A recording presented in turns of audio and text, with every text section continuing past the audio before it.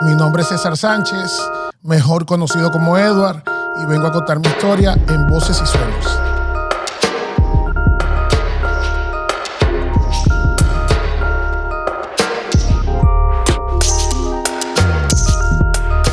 Cuéntanos tu historia. ¿En qué parte de la República Dominicana naciste realmente? Bueno, de hecho yo no nazco en la República Dominicana. Yo nací en Venezuela. ¿Cómo así? Caracas, Venezuela. Soy hijo de padres dominicanos, emigrantes a Venezuela. Y parte de mi vida me crié allá, mi infancia. Y llego a la República Dominicana en el año 2001 de visita. Mi papá vivía en la República Dominicana y fui a visitarlo. Esa fue la primera vez que fui. ¿Qué tiempo duraste en Venezuela entonces? Desde el nacimiento ¿hasta qué edad? Hasta los aproximadamente 15 años, 14, 15 años. Oh, ¿hiciste toda tu escolaridad ya entonces? Toda la escolaridad la hice en Venezuela. Primaria, secundaria, bachiller. Sí, claro. ¿Cómo fue esa Venezuela? ¿De qué año estamos hablando? Estamos hablando de los años 98, del 95 en adelante, allá a los 90. Y hasta el 2001, 2002 aproximadamente. ¿Cómo era esa Venezuela de ese tiempo? Porque en ese tiempo se hablaba de una Venezuela que era media fuerte. Era tranquila. ¿Por dónde? Primeramente, que se me olvidó preguntar esa parte. ¿En qué parte de Venezuela? Porque Venezuela es inmensa. Yo nací en la capital, en Caracas. Y toda mi vida la viví ahí. Pero en el centro de la ciudad. En el barrio de Santa Rosalía nací. Y me crié en el Valle, viví en la Cota 905, viví en el Paraíso. Era difícil en esa época. No tanto como ahora, pero habían sus dificultades. No éramos una familia de lujos, pero éramos agraciados.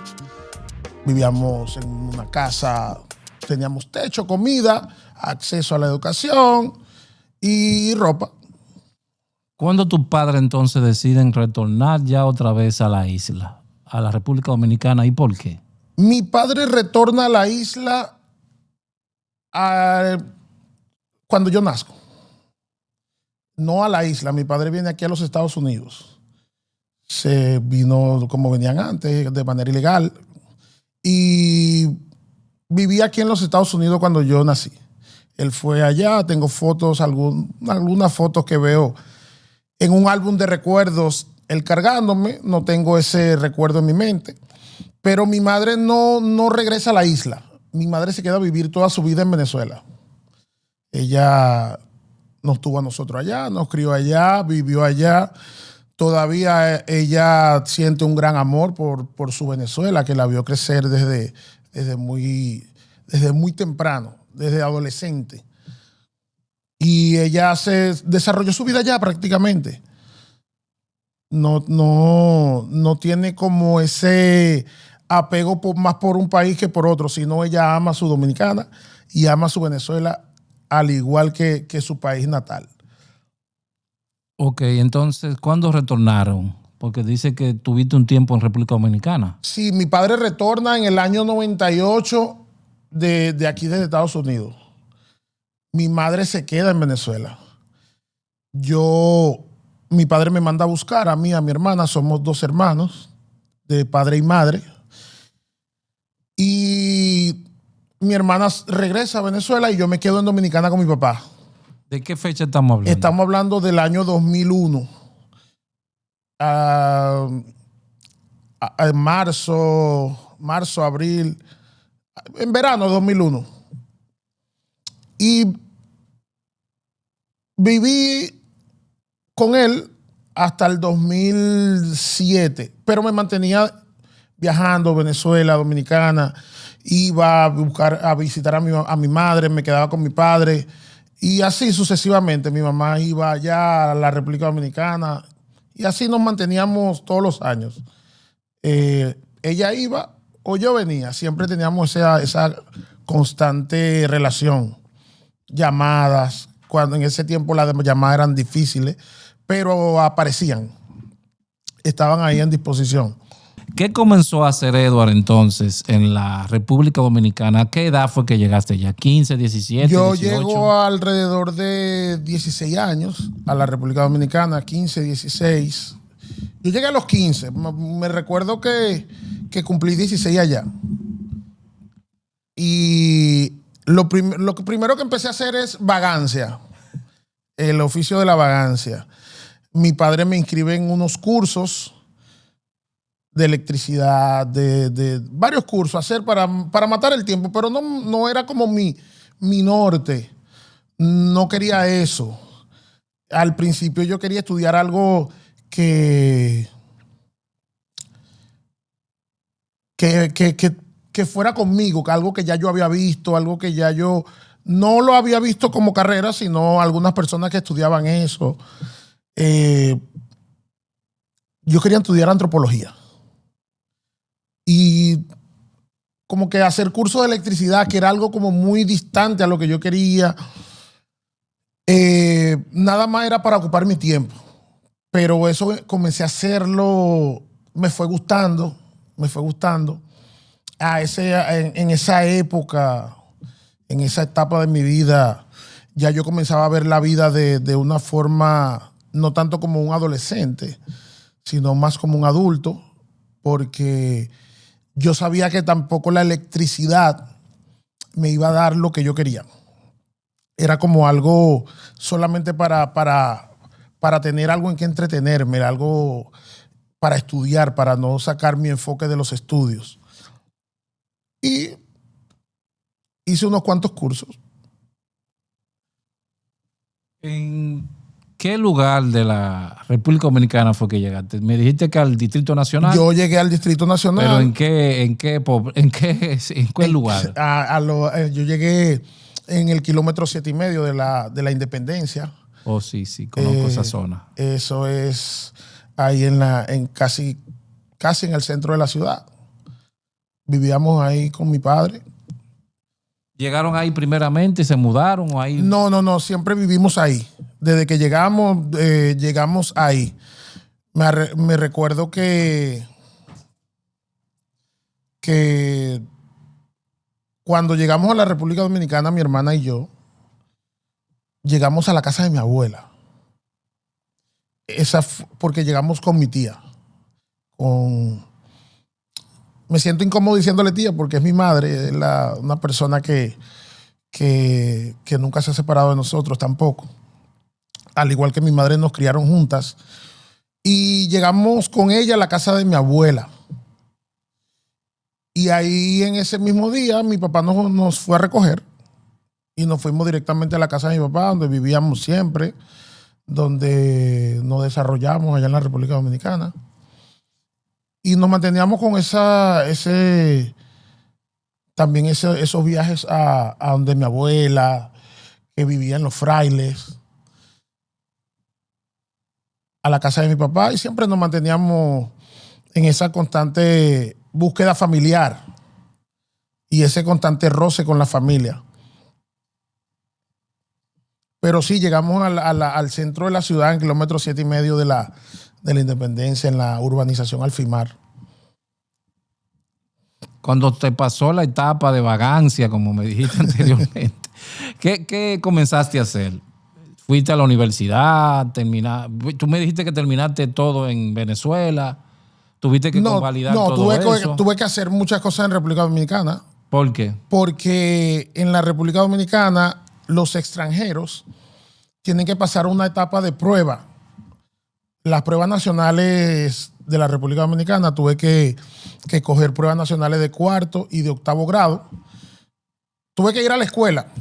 En la mañana iba a 8º y en la tarde iba a 4º de bachiller. Sí, porque tenía que coger clases de matemática y de sociales. De 8º y clases de matemática y sociales en la tarde de 4º de bachiller, para poder tener las dos pruebas nacionales, la de 4º y la de 8º, para poder empezar la universidad en la República Dominicana.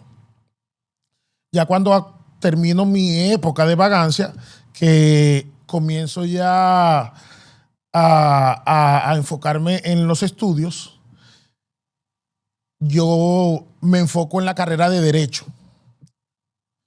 Porque yo decía que la electricidad, que había hecho unos cursos, no tenía futuro. Cuando entró a la universidad, que lo vi fue en una graduación de mi hermano perdón, él se graduó en la carrera de Ingeniería en Sistemas. Y yo veo que se graduaron muchísimos en la carrera de Derecho y muchos doctores, pocos ingenieros, muchos odontólogos. Digo, bueno, esta profesión no es para mí, la carrera de Derecho. Ahí abro los ojos. Aunque la comencé, la inicié, pero yo sabía que tampoco era lo mío. Ya cuando comencé mi etapa de estudio, ya estaba también enfocado en trabajar y en hacer algo, en hacer cosas. Yo jugaba béisbol en mi etapa de adolescencia, pero era bueno, pero no tenía las cualidades quizás necesarias en esa época, por mi tamaño. Mi físico estaba bien, pero siempre me exigían el tamaño. Y yo veía como que me rechazaban en muchos lugares, mucho estrellado, solamente me decían, wow, corres bien, haces esto bien, pero tu tamaño. Y ya decidí ponerme a estudiar y a trabajar. Entraste a la universidad. ¿Cuál universidad fue que entraste entonces? A la Universidad Autónoma de Santo Domingo, a la UAS. La UAS. Sí. Primero hice la diligencia para entrar en UTESA, pero ya yo me había mudado de la casa de mi padre, ya. Yo me había ido de rebelde. No tenía los recursos económicos. Pero no quería dejar los estudios. Los estudios para mí eran como una venganza. Era como, quiero estudiar porque me quiero vengar del que dijo que no quería, que yo no iba a estudiar. Era como eso, como una motivación más que venganza. Esa es la palabra, una motivación. Y entró a la Universidad Autónoma de Santo Domingo en el año 2012.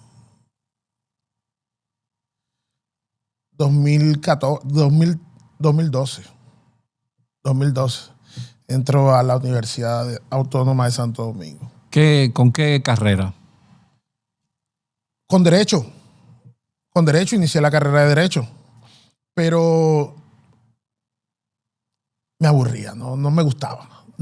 Como que yo sabía dentro de mí que tenía que cambiar. Me gustaba siempre, yo he sido una persona muy curioso. De algún mecanismo, de algún aparato, de algo esto, muy curioso con todo. Y en la carrera de Derecho no había eso para investigar, para analizar, para ver, para hacer ciertas cosas con eso. Y bueno, decidí dejarla. Me salí de la universidad completamente. ¿Qué te pareció esa Universidad Autónoma de Santo Domingo en esos años, con esos profesores tan especiales que tenemos ahí? Me pareció divertida. Bueno, lo digo divertida porque en ese momento quizá uno no lo veía de esa forma, pero ahora uno ve como que era algo que los trabajos que uno pasó, la lucha, la sacadera de copia, que tiene que ir a esta aula, que con hambre tenemos que estudiar, ir al comedor, pero me pareció interesante. Porque yo tenía en mi mente que yo voy a estudiar en la primera universidad de América. O sea, esos detalles como que me llamaron la atención y me pareció bien, me pareció buena. Tenía en mi mente otra universidad que había visitado, no había estudiado, pero la había visitado, como la Universidad Central de Venezuela, que es muy parecida a la UAS. Pero Me pareció bien. ¿No te tocaron tus momentos de lagrimosos con la famosa bomba lacrimógena de aquellos años? Mucho, Ya mucho, para eso, sí. ya para eso se había minimizado un poquito ya. Sí, pero quedaban mucha huelga todavía. Quedaban. eh, Recuerdo que un día estaba llegando yo a la universidad y iba cruzando la calle y no sabía que se iba a armar una huelga en ese mismo instante. Y yo, despistado al fin, crucé mi calle y una bomba lacrimógena me pasó por arriba. Y por suerte, a un señor que le agradezco en el alma, no recuerdo su nombre, pero ellos tenían un negocio de sacar copias. Me jaló por el cuello del poloché y me metió para su local. Me dijo, muchacho, ven que, mira que están empezando a tirar piedra, que... Y por suerte ese señor no pasó a mayores. Pero me tocaron unos momentos pocos, pero bien incómodos. Me dijiste que la dejaste la carrera. Dejé la carrera de Derecho. Entonces, ¿no retornaste o tomaste otra? Retorné en otra carrera. Porque mencionaste antropología, por lo que Sí, pero nunca, la antropología solamente fue algo que pasó por mi mente en una etapa de muchacho. Okay. Porque había visto algunas personas que lo estudiaban y que vivían por mi barrio, que estudiaban eso allá en Venezuela. Y como que me parecía interesante. Pero al llegar a República Dominicana, nunca investigué. Me dijeron que no la daban, yo no lo investigué. Pero se me salió de la mente. Y cuando, como le dije, cuando fui a ver la graduación del hermano mío, me pasó por la carrera de Derecho y al ver que tanta gente se graduaban de Derecho, dije, no, esto como quizás no me guste tanto. Pero retorné con otra carrera. ¿Cuál otra carrera? Ingeniería química. Esa sí, o sea, me gustó. Esa fue... ¿Y qué te llama la atención de la ingeniería química, que es bastante difícil? Mira, lo que me llamó la atención fue, como le dije ahorita, los detalles que habían en mi mente. Porque yo un día estaba donde una tía mía y ella estaba preparando una ensalada. Y cuando ella le vertió el vinagre a la ensalada, como que me llegó ese pensamiento a la mente. Pero ese vinagre lo hizo una persona. Lo hizo una máquina, lo hizo alguien. Y bueno, eso como que me despertó la curiosidad. Y ahí empecé a investigar, fui a la universidad, empecé a investigar. Me dijeron, bueno, sí, aquí la damos, mira esto. Y conocí un gran profesor de la universidad antes de empezar la carrera, que se llama, le decimos Máximo. Ese es su apellido. No recuerdo el nombre. Le decimos Máximo. Él vive en el sector de La Caleta. Y él me enseñó a hacer algunas cositas para empezar un negocito allá en República Dominicana de cosas de productos, de vaselina, gelatina. Me enseñó a hacer esas cositas. Y ahí ya despertó ya el interés al 100% cuando me enseñó las fórmulas, me enseñó los números. Me dijo, si te gustan los números, te recomiendo la química. Y ahí dije, bueno, sí, ya. Cuando empecé a ver fórmulas, la belleza de los números. Aprendí a conocer la belleza de los números. Y ahí me clichó. Conocí a Edward porque aquí en Lawrence hay un sinnúmero de barberías y lo conocí a través de eso. Él es mi barbero, no privado, sino de la barbería donde voy. Y ahí fue que lo conocí y decidí hacer la entrevista. Pero quería preguntarte, ¿de dónde viene ese toque? ¿Por qué tocaste por primera vez unas tijeras? ¿Cuándo fue eso? ¿En Venezuela o en República Dominicana? No, eso fue en República Dominicana. Eso fue en el año 2007 aproximadamente. Un amigo mío llamado John Valera, que vive en el kilómetro 9 de la Avenida Independencia. Jugábamos pelota juntos, pero él también era barbero. Y entonces él se retira de la pelota, pone su peluquería pequeña, modesta, bonita, hermosa. Y yo me la pasaba ahí con ellos. Después que yo salía del play, me iba para donde él. Y un día él me dijo, bueno, como tú estás aquí haciendo nada, había un niño, me dijo, recórtalo. Yo le dije, bueno, John, pero yo no sé, yo nunca he agarrado esto. Bueno, aprende. Y él, sentado atrás de mí, me fue dando instrucciones y como que empezó a gustarme. Y desde ahí empezó como la pasión por la peluquería. Después, viviendo en casa de mi abuela, mi madrastra, la esposa de mi papá de crianza, me vio sentado al lado de mi casa, en un contén, como decimos allá en los barrios de República Dominicana. Y ella pasó en un motor. Ella trabajaba de cajera en una barbería. Y ella me dijo, ¿qué tú estás haciendo? A una persona que la amo y la adoro. Ingrid se llama ella. Me dijo, ¿qué tú estás haciendo ahí sentado? Yo le dije, bueno, no, nada, aquí matando el tiempo. Me dijo, súbete en el motor que desde hoy tú vas a aprender barbería. Tú no vas a estar de vago aquí. Esa persona vivió conmigo toda mi vida allá en Venezuela también, viví en Venezuela. Y yo la respeto mucho.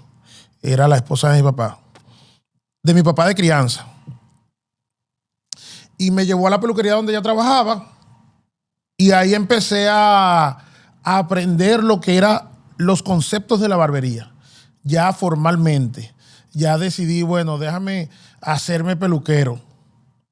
Y desde ahí en adelante ya la pasión siguió creciendo hasta el sol de hoy. ¿Cuántos años tú tienes ya, Edward? Uy, desde el 2007, casi 18 años recortando. Casi 18. Mucho tiempo. Mucho tiempo. Entonces, turnaste la universidad junto, por ahí era Con que la conseguía barbería. los pasajes para la universidad. De la barbería salían los recursos para el pasaje, para las copias, para todo lo que tenía que hacer en la universidad. Fue como mi sustento, o siempre ha sido mi sustento. La peluquería, mi sustento principal. De ahí salía todo. Que me tomaba tiempo, había veces que tenía que ir a estudiar y dejar los clientes, pero era algo que yo lo quería así, porque quería estudiar, quería hacer una carrera, quería seguir, tenía esa pasión por el estudio. Cuando llegaste allá a República Dominicana, seguramente extrañaste muchas cosas de Venezuela. ¿Cuáles fueron esas? Mis amigos, principalmente mi barrio.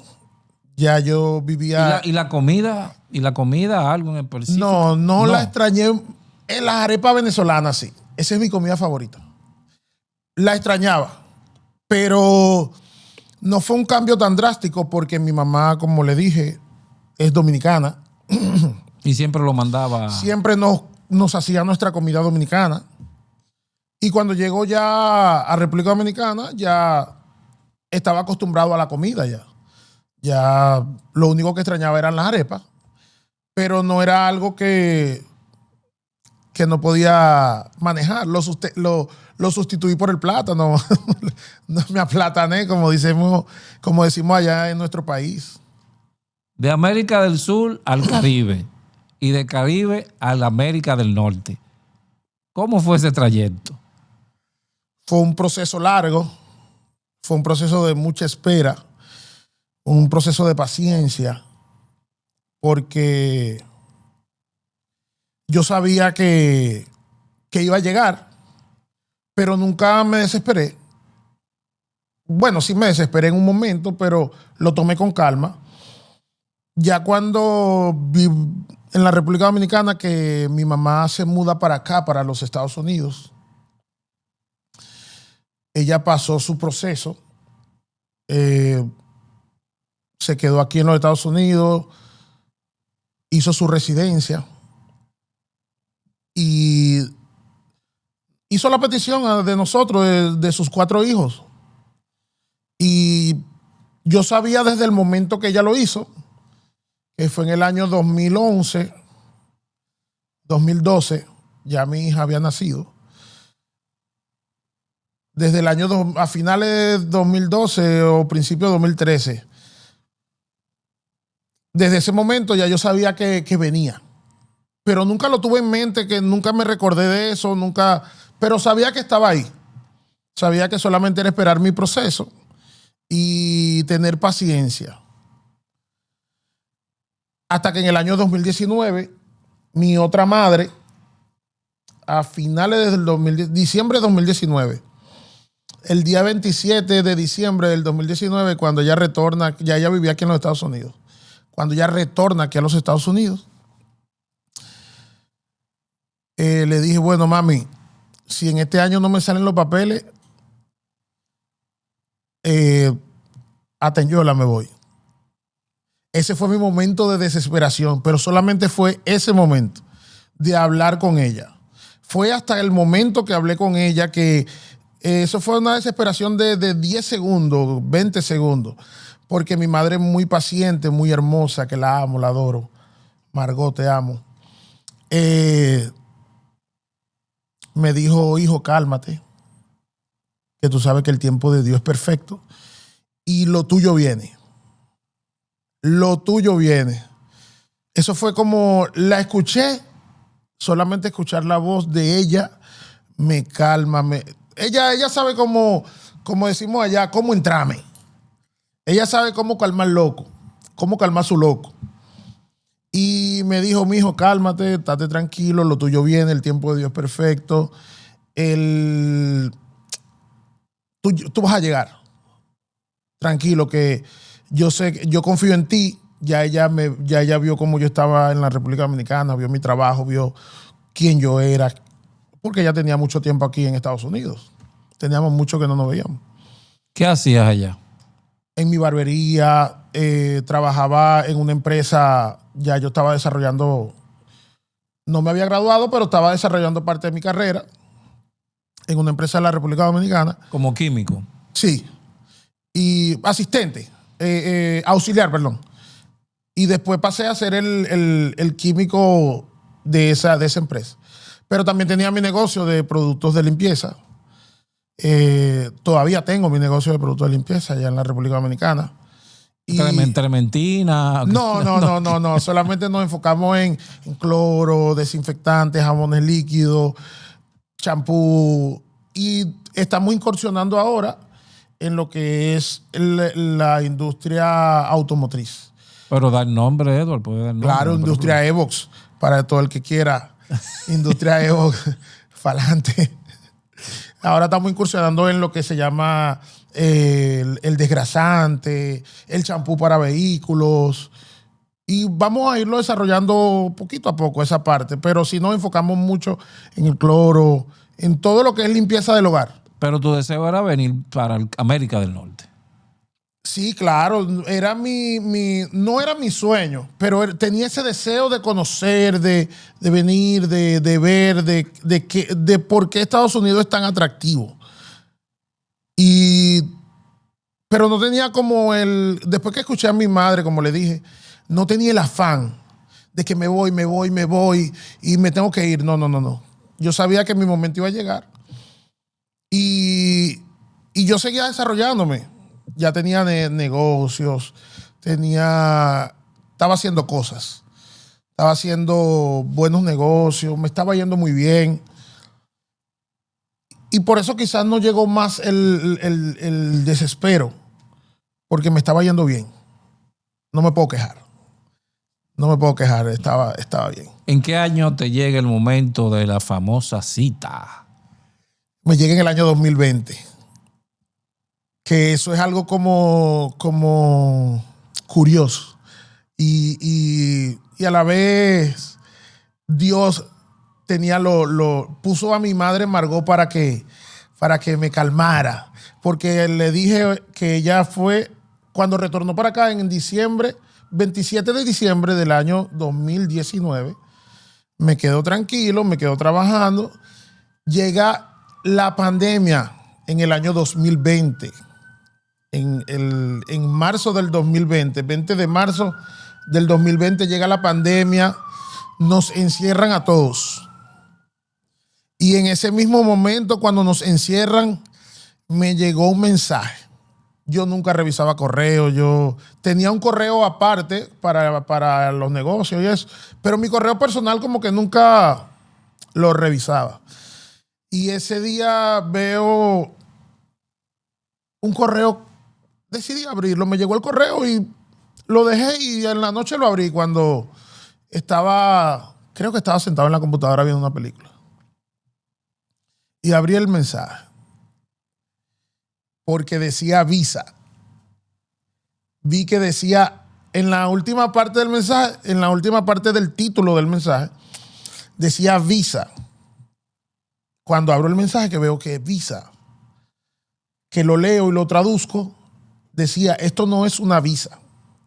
Era el mensaje que te mandan para que sepas que están trabajando con tu caso ya.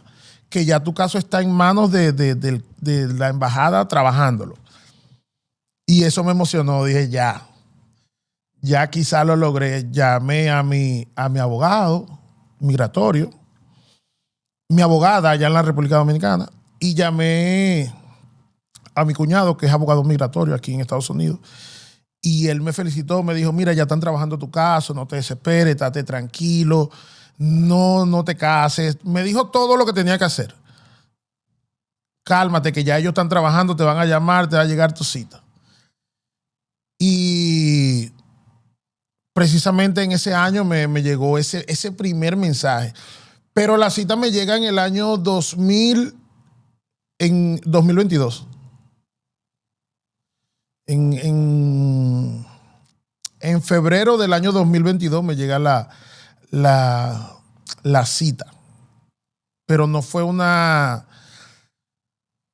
cita quizás normal, porque me mandaron para Colombia por mi nacionalidad, que soy venezolano. Me mandan una cita para Colombia porque en Venezuela no está funcionando la embajada norteamericana. Y la más cercana es la de Colombia. Entonces no sabía qué hacer porque tenía que irme con mis hijos allá a Colombia. Y llamé al abogado y le dije que si podíamos cambiarla o tenía que irme obligatoriamente. Y él me dijo, no, vamos a mandar una carta y la cambiamos. Precisamente él mandó la carta, mandó el mensaje y me la cambiaron para República Dominicana en febrero del 2022. Por obra de Dios y de la embajada. Ya yo sabía, yo dije, bueno, lo logré. Ya no estoy mal en República Dominicana, pero voy a conocer, voy a ver a mi mamá, voy a estar con mi familia, con mi mamá, especialmente con mis dos madres, mi mamá y María y Margot. Porque en esos 20 años que duré sin verla, la vi como 4 veces. Ya yo tenía ese deseo de verlas. Y nada, asistí a mi cita. Me acuerdo yo que me llegó en febrero del 2022, la cita era en abril. Y cuando llegó a la embajada, me entrevistan de último. Habían como 400 gente. Y de último quedamos dos personas nada más. Yo era el penúltimo, me llamaron a la casilla. Y el cónsul que me atendió me dice, bueno, la visa de tus hijos está ready. Ahora la tuya no. Yo dije, bueno, me quedé. Me quedé. Me dice, no, tú nada más tienes que traerme un acta de nacimiento que demuestre que tu mamá es la que te pide, que es tu madre. Yo, atrevido al fin, siempre atrevido, le digo al cónsul, bueno, ¿cómo usted sabe que ella es la abuela de esos niños y no es mi madre, si ellas son mis hijos? Y él me dijo, no, solamente demuéstramelo. Yo te pedí que me lo demuestre. Digo, está bien. ¿Cómo se lo demuestro?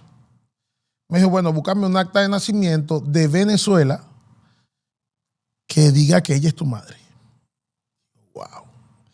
Digo, bueno, cónsul, usted sabe cómo está la situación en Venezuela y yo tengo un acta de nacimiento muy vieja, muy vieja, del año 2008, que mi mamá me la mandó allá a República Dominicana. Y por suerte él me dijo, mientras más vieja, mejor. Cuando se la llevé, la mandé por correo, me pusieron otra cita y ya cuando fui a la otra cita, lo único que me dijeron, ¿esos son sus hijos? Sí. Bienvenido a los Estados Unidos. Levante la mano derecha. No, yo en la segunda cita no me dijeron eso. En la primera cita, sí, levante su mano derecha, jura decir la verdad. Bueno, sí. ¿Tiene familia, hijo allá y esposa? Tengo mis hijos, sí, tengo esposa. No es la madre de mis hijos, pero sí tengo esposa. ¿Cuántos hijos? Tengo tres hijos. Uno de 14, mi rey, la princesa de la casa y prácticamente dueña de mi vida. Dueña de toda la fortuna. Dueña, no, esa es la dueña, no porque yo se la haya dado, sino porque ella sea dueño. Ella, y tengo un niño de 5 años. ¿Viajas a menudo a la República Sí, viajo Dominicana? Constantemente a la República Dominicana. Mis 2 hijos mayores viven conmigo, la hembra y el varón grande. Aquí En Estados Unidos, sí, aquí en Lawrence. Ellos vinieron conmigo. ¿Llegaste directamente a Lawrence o llegaste Llegué a otro directamente lugar? a Lawrence. ¿Qué te pareció el lugar? A la llegada. A la llegada colonial, esa fue mi primera impresión. La ciudad colonial, ¿verdad? Sí, algo colonial, algo bonito, algo ¿Llegaste antiguo, en tiempo de frío o de calor? de frío. En esta época, precisamente el 23 de este mes cumplo 3 años aquí. Estaba entrando el frío. Estaba entrando el frío, había mucha lluvia, mucha lluvia. El día que llegué había mucha lluvia. Ok. Pero ¿Cómo? me pareció bonito. Lawrence para mí es hermoso. Es un lugar tranquilo. Haces el contacto para seguir con tu diríamos, hobby, porque disfrutas en la barbería? Exactamente en cuál barbería y en qué año fue que comenzaste ahí. El mismo año llegué el 23 de octubre y ya el día 24 ya yo había visto a un hermano mío que trabaja aquí, que ya él tenía muchos años aquí. Él es peluquero, yo aprendí en la peluquería que ya él trabajaba. Él es menor que yo, pero él ya trabajaba en ¿En la la misma barbería. que trabajas ahora? Sí, en la misma que trabajo ahora. ¿Cómo que se llama? MX Exclusive Barbershop. Según tu criterio, una de las Pero mejores. yo no llegué a esa barbería. ¿En qué rango lo pones? ¿Dónde estás ahora? Donde estoy ahora, Ajá. Porque son muchas. Son muchas. Mira, yo lo siempre desde que inicié aquí en la peluquería de aquí en Lawrence, como no llegué a esa barbería, siempre he dicho, no trabajo en la peluquería más elegante. La peluquería donde yo trabajo quizás no es la más elegante, es la más bonita. Porque ya cuando hablamos de elegante, yo encasillo otras cosas. Es la más bonita, la más adaptada a la juventud y a las personas, a los adultos mayores y a la familia. Es como el concepto de la barbería donde trabajamos se adapta a todo público. ¿Cómo que se llama en esa que estás ahora? MS Exclusive Barbershop. Ok. Pero cuando llegué no llegué a esa, porque no habían sillas ahí. Ya mi hermano trabajaba ahí, pero mi hermano habló con el dueño, con Miguel Style, y él me dijo, tranquilo, yo te voy a hacer una estación. Y llegué a otra peluquería donde también es una peluquería muy elegante, Yo esa sí la categorizo como muy elegante. Muy bonita también, pero es bien elegante. Está en la Heibro y me recibieron muy bien. Akeuri me recibió muy bien. Los muchachos que trabajaban conmigo, Raymond, Chinini, todos. Ahora mismo me olvido los nombres de los demás, pero Emmanuel, el varón, el otro muchacho, wow, Roandi, personas excelentes, excelentes personas. Me recibieron con los brazos abiertos, no lo conocía a ninguno y me trataron como que era un familiar de ellos. La esposa de Akeuri, la jefa, Chelo, todos. Y hice buena amistad con ellos. Hasta que llegó el momento donde yo no sabía que de verdad me iban a hacer una estación donde trabajaba mi hermano. Yo me iba a quedar donde Akeuri, pero el dueño de Miguel Stein me dijo, mira, tu estación ya está lista. Y no lo pensé dos veces. Al otro día ya yo estaba allá. Ya yo estaba allá porque ya era algo que él me había prometido. Y fue algo que yo le dije, bueno, si tú me haces la estación, yo vengo para acá. Yo me espero. Y él me lo prometió y me lo cumplió. Una excelente persona, Miguel Stein, que le agradezco en el alma. Mucha gente ve eso como que ustedes están ahí en Chelcha y todo lo demás. ¿Cómo es el día de un barbero? Principalmente esos fines de semana que son los que más personas van. Bueno, hay mucha diferencia entre el día de semana y el día fin de de semana. Sí, claro. Hay mucha diferencia porque el día de semana, como la gente está trabajando el día completo, no hay mucho flujo de gente en la calle. Sí van gente a la peluquería, mucha gente los días de semana, pero no tenemos tanta ajetreo como el fin de semana. El día de semana chelchamos, discutimos, decimos, hacemos chistes, nos reímos. Los temas de nunca acabar discutimos en la barbería siempre. ¿Cómo cuáles? El béisbol. Dominicanos al fin somos amantes de la pelota y discutimos sobre béisbol más que todo. Los deportes. Uy, eso es el día entero. Discutimos sobre deportes. De la música. Música, mucha música. Discutimos sobre música, pero el tema principal siempre es el deporte. Redondean y caen. Y caemos en el deporte. Y más ahora que entra la temporada invernal allá. Ahora la discusión es incesante. Ahora es imparable. ¿Son todos dominicanos en esa Todos barbería? somos dominicanos. Todos somos dominicanos. De diferentes partes del país. De diferentes partes. Hay gente de San Francisco, de Nagua, de Cabrera, de la capital, de Baní. Habemos de diferentes. De diferentes. Pero en cuanto a las personas, ¿cómo es eso? Porque también en otro caso que ustedes se mantienen todo el tiempo de pie. Y 10, 12, 8 horas no es los fácil. Fines de semana, más que todo. Más que todo. Más que todo los fines de semana sí nos mantenemos de pie. Pero uno lo compensa con el trato a los clientes y el trato que los clientes le dan a uno. Porque antes, ya la peluquería de hoy, la peluquería moderna, no es como la peluquería de antes. Antes las personas iban a cortarse el cabello. Ahora no.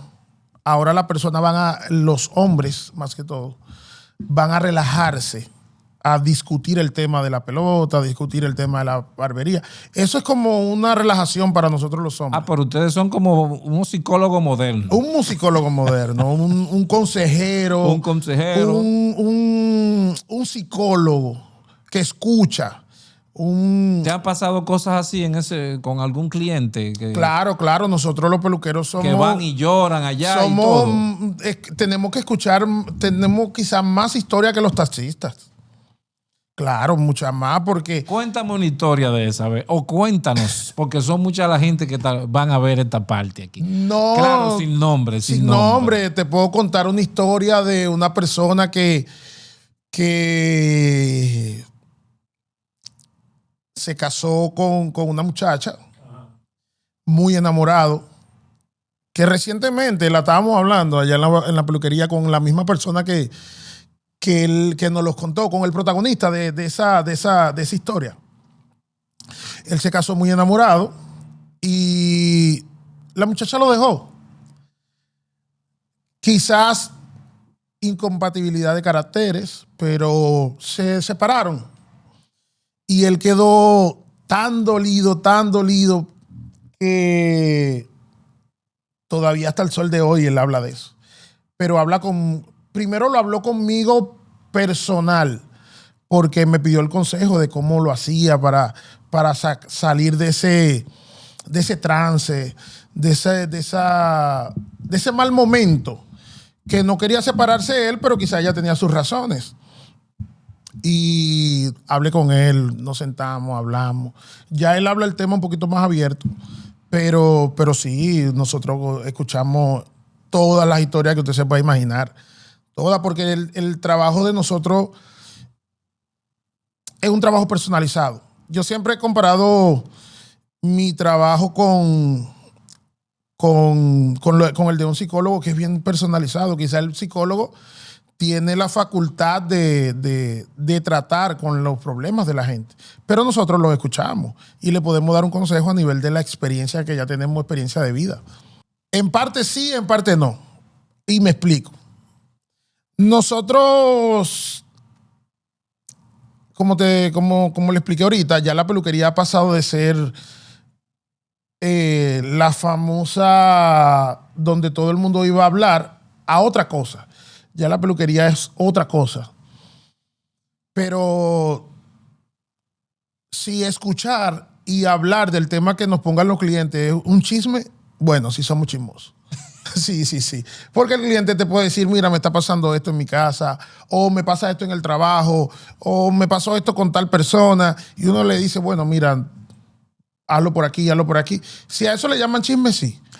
¿Cuáles son las horas promedio los fines de semana que ustedes están? Que 12 trabajan? horas, 14 horas. 12, 14. 12, 14 horas, más de 10 horas. Más de 10 horas de parados. Jueves, viernes, sábado, domingo. Jueves, viernes, sábado y domingo. Sí. Wow. Puedo decir que más de 10. Más de 10. Llegamos a las 7, 8 de la mañana a la barbería. Salimos a las 10 de la noche. 9, 10 de la noche. Y entonces en la época de diciembre, me imagino que todavía se incrementa un poquito más. Se incrementa un poco más. Thanksgiving, Navidad, Año Nuevo, todo eso se incrementa, claro. El flujo de gente es mayor. Duramos casi las mismas horas de pie, pero un poquito más ágil. Agilizamos más el trabajo.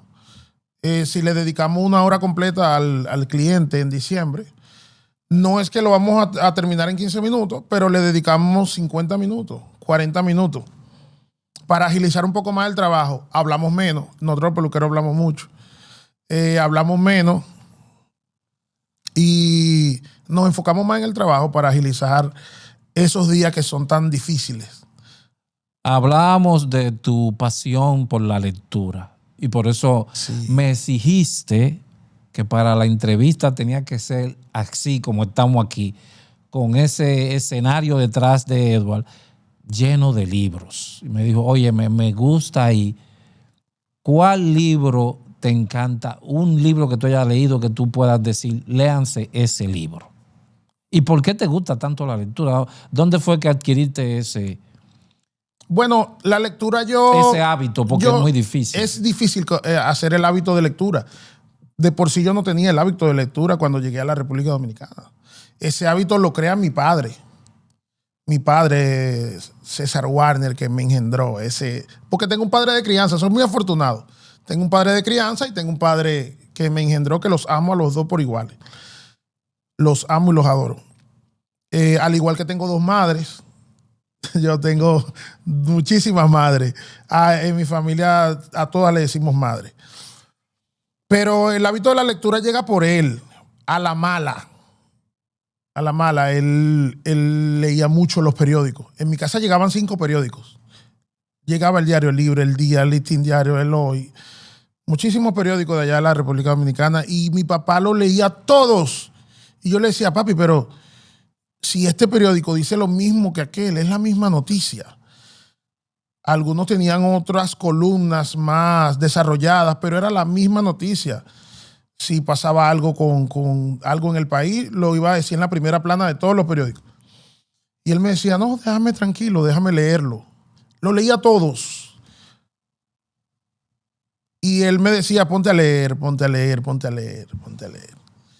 Hasta que vi me interesó que vi un programa con uno de los intelectuales de la República Dominicana, no sé si se pueda mencionar el nombre de él aquí, con el señor Pablo Ross, que él en esa entrevista dijo que él había leído más libros que Alvarito Albelo. Y yo admiré mucho al señor Alvarito Albelo. Él era una de las personas a seguir en nuestro país. Y mi papá siempre me decía, ponte a leer. Y mi papá tenía una biblioteca como esta en la casa. Así. Tenía las tesis de todos sus hermanos, libros. Y me recuerdo que una vez me dijeron que leyera un libro, mi primer libro, se llamaba Enriquillo. Y cuando lo leí, le fui con la noticia a mi padre. Mi padre ha sido un hombre de mucho temple, de muy por la derecha. Y de cualquier cosita te desmonta la película. Tú le dices, yo fui con mi película, papi, ya me leí este libro. Mira, mi primer libro. El libro era así de fino. El libro Enriquillo. Y él me sacó una Biblia así, de gruesa, así, literalmente así, del mismo libro, Enriquillo. Me dijo, tú no has leído nada. Lee que este es el verdadero Enriquillo. Eso es un resumen que tú leíste. Y yo me quedé mirándolo así, dije, Dios mío, este hombre me desmontó la película. Y desde ahí él siempre mi papá siempre le ha gustado leer y yo a la mala leía. Él me paraba al lado de él y me decía, léeme este libro, léeme este periódico. Ya él lo había leído, pero para que yo tuviera el hábito de la lectura, él me decía, Edward, mira, léeme este periódico en voz alta. Y, papi, pero yo no quiero leer como los viejos de antes, tú sabes, cállese y lea. Y yo tenía que leerle todo el periódico en voz alta. Y ahí ya me fue gustando. Ya después que tuve mis hijos, me casé, todo eso, ya yo leía ciertas cositas. Pero hubo momentos ya donde se puso de moda la superación personal, la motivación, los motivadores. Como que me enganché. Me enganché en los libros y leí un libro de... No recuerdo el autor. Yo casi no recuerdo los autores. Pero leí un libro que se llama Tus zonas erróneas. Y, no, perdón, no es Tus zonas erróneas. Se llama La actitud lo es todo. No recuerdo el autor. No me recuerdo. No lo recuerdo. Pero ese fue el primer libro que me enganchó en el año 2015. Me lo prestó un amigo mío, peluquero también, que se llama Gabriel. Y Joel. El libro era de Joel, se lo prestó a Gabriel y Gabriel me lo prestó a mí. Y ese libro me enganchó. De ahí en adelante, ya lo demás es historia. Muchos libros. Me gusta dedicarle 20 minutos diario a la lectura. A veces duro algunos... Jeff Keller, según veo aquí. Sí. A veces duro algunos momentos sin leer, algunos días. Termino un libro, duro varios días sin leer, pero retomo con otro. Le dedico sus 20 minutos. Tampoco me gusta leer muchas horas, pero siempre le dedico unos minuticos. Qué bien. Pero vienes aquí a la biblioteca, no. Casi no soy asiduo de venir a la biblioteca. He pasado como, en el tiempo que tengo aquí en Loren, he venido aquí 3 veces con esto. Pero sí tengo muchos libros, los pido por Amazon, los compro, me los recomiendan. Hay muchos amigos míos que leen muchísimo. me recomiendan un libro. Mira, acabo de leer este, buenísimo, te va a gustar. Hay muchos que no me han gustado, pero me lo han recomendado. Tu otra pasión es sobre los olores. Sí. ¿Por qué esa pasión? Me gustan los perfumes, me gustan mucho, me gusta. Esa es quizás mi... ¿Cuál fue ese primero que detonó ese, wow? O Perrielli 360, el gris. El gris. Ese sí, ese. Y el Polo Sport azul. Ese perfume despertó esa búsqueda continua de oler, de tener un buen olor. Sí, un buen olor, porque ese perfume Perrielli, eso fue en el año 2004 aproximadamente. Yo vivía con mi padre. Ese perfume era de mi papá. Y yo entraba a su habitación, él me decía, no te me ponga el perfume, pero tú sabes, nosotros cuando somos adolescentes siempre nos ponemos lo del padre. Siempre. Mi hijo es así conmigo también, se pone mis perfumes, todo lo... Y eso es como algo que nos llena de orgullo que nuestros hijos usen lo de nosotros. Aunque uno le diga, no, te ponga lo mío, pero uno lo deja. Y ese perfume era de mi papá y él me decía, no te me pongas el perfume. Y yo siempre he sido medio gracioso, charlatancito, como decimos allá con mi padre. Yo le decía, viejo, tú no te lo pones, hombre, yo me lo voy a poner, yo lo voy a gastar por ti. Y un día me invitaron a una fiesta y la gente de la fiesta me preguntaron por el perfume. Pero yo me sentía el mejor de la fiesta. Yo estaba sentado en un lado y el que se me sentaba al lado preguntaba, ¿qué perfume es? ¿Qué es eso? ¿Qué es? Y desde ahí ya yo empecé, no tenía los recursos para comprarlo, pero empecé empezaron a traerme los perfumes. Y ya cuando trabajé, tenía recursos, siempre he mantenido esa pasión, no como ahora que tengo un poquito más de botellas de perfume, pero siempre tenía uno o dos ahí. Tú sabes, quizá la situación en nuestro país no nos dejaba comprar unos cuantos más. Que como quiera salen caros acá también. Sí, ¿no? sí, Que salen caros, salen caros. Pero sale caro si te enfocas en una sola... marca. No en una sola marca, sino en tener perfumes de diseñador. Eso sale caro.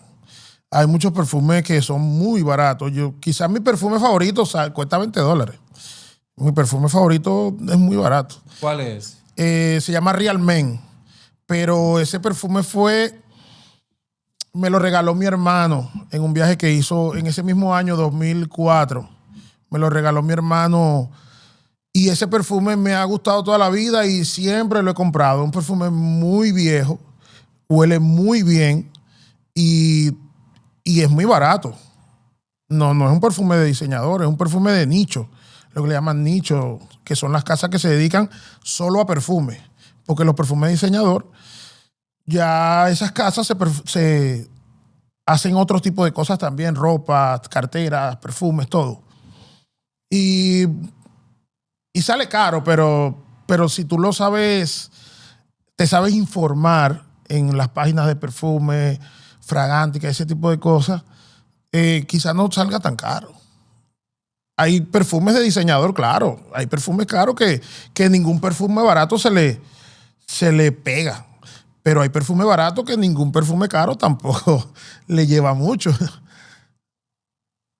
O sea, es cuestión de saber, de educarse en cuanto al tema. ¿Tu esposa vive acá? No, vive en la República Dominicana. ¿Cómo es esa partecita? Es difícil. ¿Es difícil? Sí, es bien difícil. ¿Por qué? Es difícil. Porque uno se enamora mucho. Sí, uno se enamora. Wow. Quizá ahora no sea tan difícil como antes, como las personas que vivían aquí antes, porque tenemos las videollamadas, las llamadas. Yo viajo constantemente, voy allá. Cada cierto tiempo voy. Siempre me planifico para ir, porque lo único me gusta viajar. me encanta viajar a muchos sitios, pero trato de, de ir lo más que puedo a verla y a ver a mi hijo más pequeño que está en la República Dominicana también, que pronto, si Dios lo permite, estará por aquí. Pero siempre esas son las personas que me enfoco en ir a ver, porque me hacen falta, me hacen falta. Hace mucha falta, quizás lo compenso un poquito, como le dije, con la videollamada. Mi hijo me llama todos los días, y tengo a mis 2 hijos grandes aquí, y eso me distrae un poco más también, pero es difícil, las relaciones a distancia son difíciles. Siempre uno quiere tener a esa persona al lado, aunque sea para mirarla que está a tu lado, aunque sea para decirle hola, como la mayoría de las parejas, que uno se la saluda en la mañana, se acuesta con ella a su lado en la noche, se sienta con ella a hablar. Eso hace mucha falta. Es difícil, pero uno trata de sobrellevarlo. Pero tú iniciaste ya el proceso, como siempre, ¿verdad? No, todavía no. Todavía no. Pero sí estoy en eso, ya lo estamos, porque tenía que hacer cosas, algunos proyectos. Pero ya estamos en eso. Si Dios lo permite, ya estamos en eso. ¿Cómo percibes la vida aquí en este pequeño pueblo vilipendiado, que hablan mucho mal de él, pero que al final son muchos los que viven contentos, alegres y han conseguido muchas cosas acá en este pedacito de la República Dominicana en Estados Unidos? Mira, la vida aquí yo la percibo bien.